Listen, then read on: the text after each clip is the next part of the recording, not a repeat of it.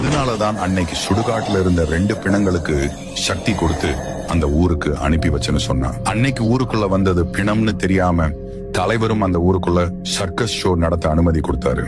அதே மாதிரி சர்க்கஸ் ஷோவுக்கு நிறைய சின்ன பசங்க போக ஆரம்பிச்சாங்க.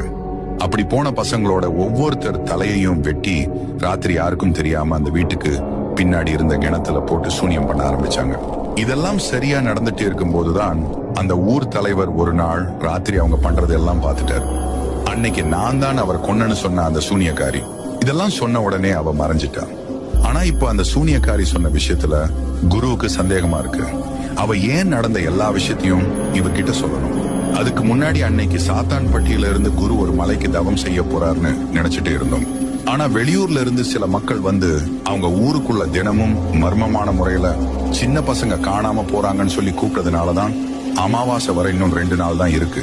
அந்த சாத்தானும் வெளியே வரப்போகுதுன்னு தெரிஞ்சும் அந்த ஊருக்கு அன்னைக்கு போனாரு.